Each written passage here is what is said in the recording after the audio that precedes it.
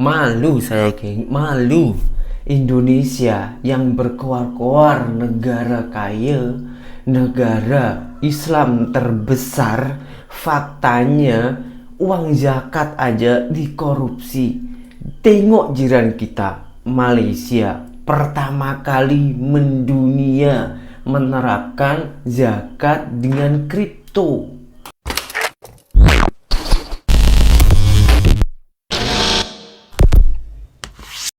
Hai, halo geng, assalamualaikum warahmatullahi wabarakatuh. Berjumpa kembali dengan saya Zainal Satori. Sebelum video ini saya mulai, gimana kabarnya kalian semua? Semoga semua yang menonton video ini baik-baik saja, dimurahkan rezekinya, selalu berpikiran yang positif dan dijauhkan dari mara bahaya oleh Tuhan yang Maha Esa. Marhaban ya Ramadan, selamat menunaikan ibadah puasa bagi yang menjalankannya, dan semoga di bulan suci Ramadan ini kita dipermudah segala urusannya oleh Allah Subhanahu wa Ta'ala. Baik, yang di video kali ini saya akan memberikan sedikit informasi yaitu tentang Indonesia dan juga Malaysia pastinya ya. Kenapa saya selalu mengutip nama Malaysia? Karena masih banyak hal-hal positif yang harus kita ambil dari sana, geng. Contohnya, Indonesia itu berkoar-koar negara kaya, negara terbesar umat Islam nomor 2 di dunia, karena penduduknya ini banyak, geng ya. Tapi apa faktanya, geng? Di bulan suci Ramadan ini yang sudah mendekati yang akan menjalani mendekati Lebaran, ada salah satu menteri loh, geng. Ini sekelas menteri Indonesia berkorupsi uang zakat. Masya Allah. Kita tengok dulu videonya. Sebutan uang zakat digunakan sebagai kode dugaan korupsi senilai 11,7 triliun rupiah oleh petinggi LPEI atau Eksim Bank Indonesia. KPK secara resmi menetapkan 5 orang tersangka, di mana 2 diantaranya merupakan petinggi LPEI dalam kasus dugaan korupsi yang berpotensi merugikan negara hingga 11,7 triliun rupiah. Mirisnya, para tersangka menggunakan kode uang zakat untuk meminta jatah sebesar 2,5 hingga 5% dari kredit yang dicairkan. LPEI atau Eksim Bank Indonesia merupakan lembaga keuangan pemerintah yang bertugas membantu eksportir dalam meningkatkan kapasitas bisnisnya. Hot news, zakat pun dikorupsi hingga 11,6 T. Nah, setan aja kalau dengar berita ini udah pasti kaget. Iya. Kasus korupsi baru lagi, KPK tetapkan tersangka kasus korupsi LPEI rugikan negara 11,7 triliun. Gunakan kode uang zakat. Si anjir sampai bosan gak sih tiap hari kasus korupsi ketangkapan. Tapi jujur gue senang ngeliat mereka ketangkep. Maksudnya apa nih uang zakat gue bahas. Sumpah cara main mereka pinter banget. Jadi si koruptor-koruptor itu minta jatah sama para debitur 2,5 sampai dengan 5% dari kredit yang diberikan. Terus mereka mencairkan dana itu dengan embel-embel di transfernya itu penjelasannya uang zakat. Padahal jelas-jelas uang korupsi yang merugi negara sampai 11 triliun. Dan KPK udah tetapin 5 tersangka, diantaranya 2-nya dirut dari LPEI. Kurang ngajar gak lo? Dan 3 orang lainnya itu dari PP yang lain lagi. Itu diantaranya dirutnya juga. Gila ya orang-orang ini. Pakai embel-embel uang zakat. Zakat dulu belum tentu. Zakat yang lu keluarin juga belum tentu berkah. Orang lu aja ngambilin uang-uang masyarakat, uang-uang negara kok. Tapi jujur gak sih, belakangan ini lu pasti kesel ngelihat korupsi lagi. Tapi satu sisi kita harus senang. Kenapa? Ini bukti bahwa KPK, Kejagung ini lagi pada nangkepin tikus-tikus. Kerasa gak sih lo? Tapi ingat, itu bisa jadi pengalihan isu dari kasus Pertamina kemarin. Ingat, kita masyarakat masih bisa nuntut Pertamina karena kita merasa ditipu dan dirugikan karena kasus bensin oplosan. Tinggal nunggu nih, ada nggak yang mau mulai untuk nuntut Pertamina untuk melakukan ganti rugi terhadap kita ataupun kalian yang merasa pernah ditipu sama mereka? Gimana? Makin menyala gak ngeliat Indonesia sekarang? Kejagung, KPK ini lagi nangkepin tikus-tikus. Semangat terus Kejagung, semangat terus. Pokoknya Indonesia tangkepin korupsi. Walaupun gua bete ngasih informasi korupsi, lu pada sampai bosan gak sih ngedenger dikit-dikit korupsi lagi, ini korupsi lagi. Pokoknya akan kembali lagi di Liga Korupsi Indonesia. Gue Ikram Afro, see you and bye-bye. Silahkan komen pendapat kalian. Kemarin itu isu korupsi Pertamina. Bahkan netizen itu berkoar-koar suruh suruh Petronas Malaysia masuk ke Indonesia.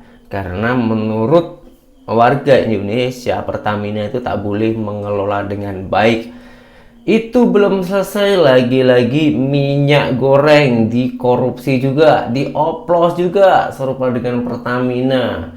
Ini membungkus dengan agama, uang zakat juga dikorupsi. Masya Allah. Sebetulnya orang-orang Indonesia ini tak kalah pandai dengan Malaysia, cuman kepandaiannya ini disalahgunakan. Kalau kepandaiannya orang Indonesia itu sebagian ya untuk korupsi, tapi kalau di negara lain macam di Malaysia, Singapura,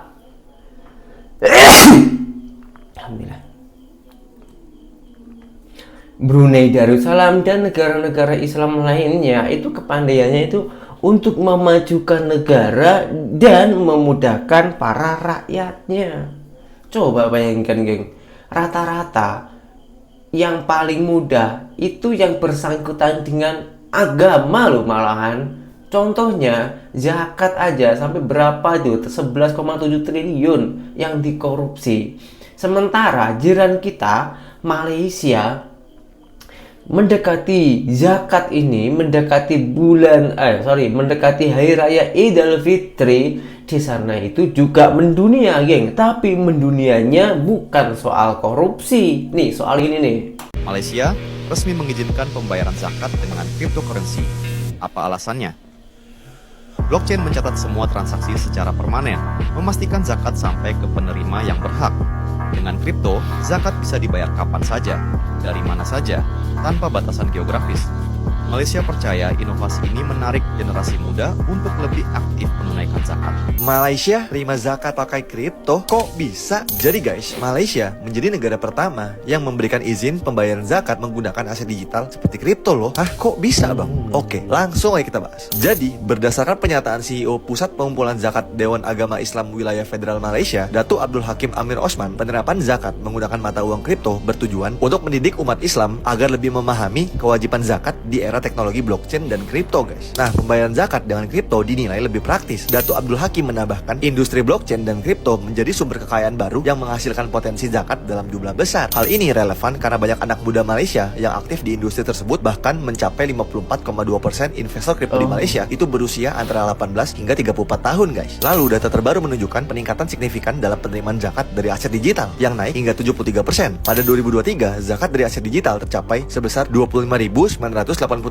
atau sekitar 93 juta rupiah, dan pada 2024 meningkat menjadi Rp44.991 atau sekitar 161 juta rupiah guys. Selain itu, Komite Konsultatif Hukum Islam Wilayah Federal Malaysia menetapkan mata uang digital termasuk komoditas yang dapat diperdagangkan sehingga dikenai zakat 2,5%. Langkah ini menunjukkan bagaimana Islam di Malaysia terus beradaptasi dengan perkembangan zaman dan kebutuhan umatnya guys. Tapi kalau menurut kan gimana? Kira-kira Indonesia bisa nggak ya menerapkan pembayaran zakat pakai kripto juga? Malaysia jadi negara pertama di dunia terima zakat guna kripto. Pelik, tapi inilah realitinya. Blockchain ni rupanya bukan sekadar trend, tapi ia dah jadi inovasi yang memudahkan umat Islam. Blockchain ni sendiri adalah teknologi yang telur. Korang tahu tak, statistik menunjukkan 54% pelabur kripto kat Malaysia ni umurnya 18 hingga 34 tahun. Ini adalah generasi muda yang aktif dan potensi kutipan zakat dari aset digital macam ni sangat besar. Macam tahun lepas saja, kutipan zakat aset digital naik sehingga 73%. Langkah ini juga menunjukkan bahawa Islam itu adalah fleksibel dan sentiasa relevan mengikut perubahan zaman. Zakat digital ni juga mungkin masa depan yang akan bantu lebih ramai asnaf dengan cara yang lebih efisien. Anyway, korang rasa macam mana? Adakah zakat kripto ni satu inovasi yang diperlukan ataupun ada risiko-risiko yang kita perlu bimbangkan? Sistem kami memudahkan dari sudut integrasi terus daripada crypto wallet. Kita akan saring token yang ada dalam crypto wallet masing-masing, mana yang patuh syariah, mana yang tidak patuh syariah. Yang patuh syariah itu kita akan kirakan sama ada dia cukup setahun, lepas tu terus kita akan kirakan nilai 2.5%, dan pelabur boleh terus membayar zakat mereka menggunakan kripto. Jadi ini adalah inovasi yang perlu ditekankan, di mana kita adalah satu-satunya platform yang memberi kemudahan untuk orang membayar zakat dengan menggunakan aset digital, bukan fiat. Jadi itulah inovasinya, dan kita berbesar hatilah mendapat kelulusan daripada PPZ yang membuktikan bahawa mereka ni adalah agensi yang pro inovasi. So kita nak mewujudkan satu dengan penggunaan teknologi yang ada, sepatutnya pembayaran zakat ni memudahkan. Dan ini justru harapnya menggalakkan lebih ramai, terutamanya generasi muda, untuk membuat kewajipan zakat mereka. Okay, jenis-jenis kripto yang diterima. Ya, so setakat ni kita terima hampir kebanyakan kripto. Secara asas mana-mana kripto yang di atas blockchain Solana dan Ethereum. Jadi di atas blockchain ni ada ratusan dan ribuan kripto yang boleh diterima, dan kita dari sudut sistem, sebab kita faham kripto ni dia volatile, dia naik dan turun dengan cepat. Jadi apa mekanisme untuk kita mengelakkan penurunan harga yang mendadak, kita minta pembayar untuk menukar kripto itu kepada stablecoin USDT, USD Tether. Kemudian barulah membuat pembayaran kepada pihak PPZ. Jadi justru sistem ini bukan sekadar menjaga nilai zakat itu, malah yang lebih penting, nilai yang kita bayar tu dia akan sampai terus kepada asnaf dengan kadar yang semaksimal mungkin. Dengan kemajuan zaman dan kecanggihan teknologi, Malaysia memegang erat agama Islam, bahkan membungkusnya teknologi-teknologi itu dibawa ke agama. Dan ini memang pertama kali di dunia, geng. Saya belum pernah dengar negara-negara Islam lainnya yang buat hal macam ini. Zakat dirupa dengan kripto. Yang pertama itu untuk memudahkan masyarakat-masyarakatnya untuk membayar zakat agar lebih mudah. Dan yang kedua, ini menghindari korupsi. Karena dah terjadi di negara saya, di negara Konoha, itu semua dikorupsi. Maka dari itu Malaysia itu antisipasi, lebih berhati-hati. Namanya juga orang, pasti ada orang yang baik, pasti ada orang yang kurang baik. Maka dari itu Malaysia itu sangatlah waspada dengan hal itu. Maka dari itu sebelum kejadian, Malaysia membuat hal macam ini. Seperti pepatah mengatakan, sedia payung sebelum hujan. Karena saya ini bukan ulama, saya ini orang biasa. Jadi macam mana hukumnya kripto dibuat zakat nih? Karena ini ada yang pro dan kontra, geng. Apalagi netizen Indonesia. Pro dan kontranya itu sangat besar karena ini haram ke halal. Sekarang kita langsung dengarkan penjelasan dari ulama. Macam mana hukumnya kripto zakat ini menurut beliau, dan tentunya ini juga bukan ulama biasa. Tentunya sudah mendapatkan ataupun sudah berbincang kepada menteri-menteri lainnya. Oke, nggak usah berlama-lama, langsung kita dengarkan penjelasan dari beliau. Cryptocurrency ini memiliki satu buku besar yang disebut dengan blockchain. Ya, itu semua keluar masuknya cryptocurrency seperti Bitcoin, Doge, Ethereum, USDT, semua itu terbaca, Pak, sekecil apapun di seluruh dunia. Makanya bagi saya dia terdesentralisasi dan tidak bisa dihacker. Ya, jadi Bitcoin itu digunakan untuk yang baik atau digunakan untuk yang tidak baik, di situ halal dan haramnya. Nah, tapi pada hakikatnya Bitcoin itu adalah bentuk kupon digital atau bisa disamakan dengan suatu voucher, ya, voucher digital. Nah, dan biasanya ada juga yang mengatakan dia haram karena kita jual beli apa di dalamnya. Ya, kita hanya jual beli angka-angka saja, tidak ada barang katanya. Nah, jadi karena tidak adanya barang sehingga dinyatakan haram. Nah, kalau kita mau mengatakan tidak ada barang, ini juga sangat keliru. Karena cryptocurrency itu sendiri adalah barangnya bentuk digital. Ya, bisa diartikan sebuah kupon yang memiliki harga yang sangat fluktuatif dan juga harganya sangat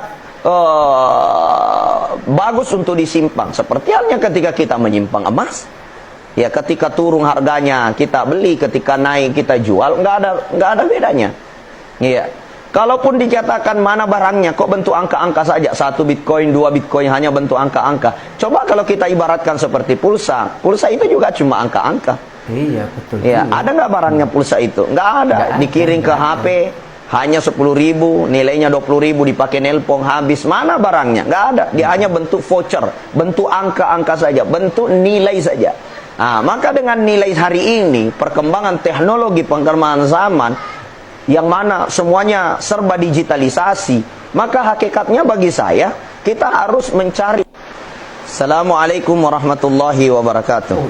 Yang ingin saya tanyakan Ustadz, bagaimana hukumnya main Bitcoin atau main trading? Oke.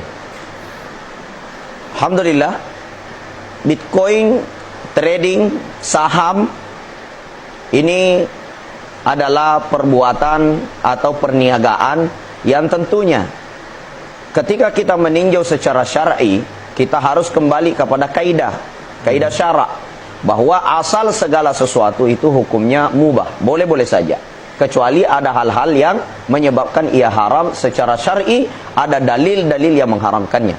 Nah, kita kembali kepada forex, Bitcoin, ya. Bitcoin di dalamnya kita lihat apakah ada unsur di dalamnya yang menyebabkan ia menjadi haram, seperti di dalamnya terjadi gharar, sesuatu yang tidak jelas, ya. Banyak kita menemukan ulama kita mengatakan Bitcoin itu, forex itu, pertukarannya, sell buy-nya itu kita tidak tahu secara pasti, secara jelas. Menurut saya, justru trading forex atau Bitcoin ini sangat jelas. Karena Bitcoin itu sudah terdesentralisasi oleh suatu platform yang disebut dengan blockchain, ya. Blockchain ini membaca semua kegiatan pertukaran dari semua cryptocurrency, semua jenis mata uang digital di dalamnya. Yang menurut saya justru lebih jelas daripada mata uang suatu negara. Seperti umpamanya ada suatu negara, ya, kemudian mata uangnya itu hanya tersentralisasi kepada satu induk bank, ya. Akan tetapi dengan cryptocurrency ini memiliki satu buku besar yang disebut dengan blockchain. Ya, itu ini baru namanya itu ulama, bener-bener ulama yang mau mendalami ilmu dengan kemajuan zaman. Saya akui ulama ini IQ-nya ini dah di atas rata-rata, meskipun ini juga ulama dari Indonesia juga.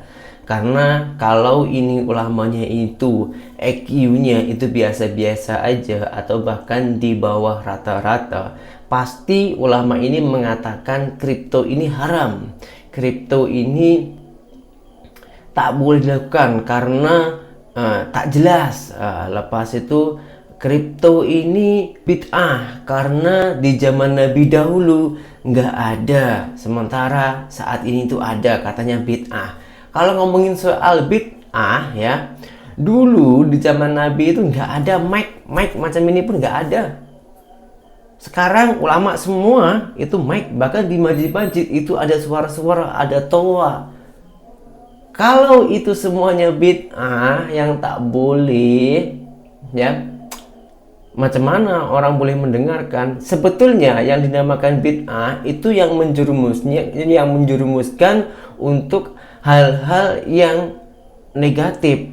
Sementara menurut saya pribadi, sebetulnya Islam itu fleksibel untuk memudahkan kita, bukan untuk menyusahkan kita, gitu.